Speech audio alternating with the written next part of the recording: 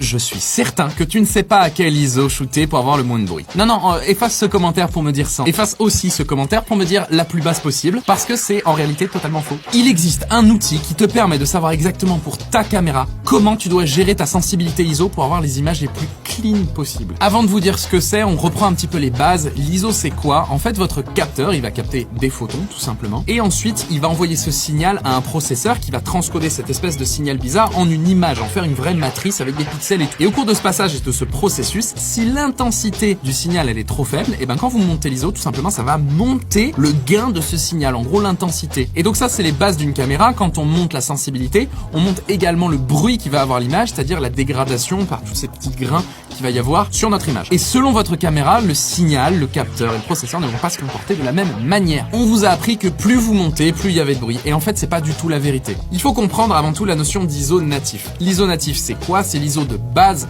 de votre capteur, l'ISO pour laquelle le capteur a été construit. Et alors déjà, c'est pas le plus bas possible. Il y a plein de caméras sur lesquelles l'ISO natif peut être 800. Et en réalité, quand on va aller à une ISO de 200 sur cette caméra-là, on va largement dégrader notre image et surtout dégrader sa plage dynamique en fait. On détruit notre signal. Donc on détruit notre image. En plus de ça, il y a des caméras qui ont 2 ISO natives. Donc ça veut dire qu'on va avoir une première ISO assez clean, on va monter, il va y avoir plus de bruit, puis paf, il va y avoir plus du tout de bruit. Ça, c'est le principe des Sony A7S par exemple. Mon Canon R6, il est très clean à 400, ça monte, puis à 800 il redescend, puis ça remonte, puis à 1600 il redescend, ça fait une espèce de vague bizarre comme ça. Ce qui fait qu'en fait, il est plus clean si je l'utilise à 400, 800, 1600 et tous les multiples. C'est très curieux. Et du coup, vous concrètement, comment vous faites pour savoir ça? Vous allez sur le site Photons to Photos, lien dans la description, commentaire, tout ça. Sur ce site, il y a 1 million de mesures pour plein de caméras différentes et celle qui nous intéresse, c'est Read Noise in DNS Chart et ça va vous permettre sur la droite de sélectionner votre caméra et d'obtenir une courbe de la croissance du bruit sur votre image et donc de savoir un petit peu mieux comment maîtriser votre ISO. C'est une astuce super méconnue de tout le monde. Il y a des grands professionnels qui ont aucune idée de comment l'ISO évolue dans notre caméra. Je vous invite aussi à regarder comment évolue votre plage dynamique en fonction de l'ISO sur votre caméra. Je pense que vous pouvez avoir des surprises. Donc surtout, n'hésitez pas à le partager à tous vos collègues qui font de la photo ou de la vidéo parce que là, je pense que ça va servir à tout le monde. Et dis-moi si t'as eu un petit peu des surprises aussi sur ta cam. Je suis très curieux. Je les ai pas toutes regardées non plus. Bisous.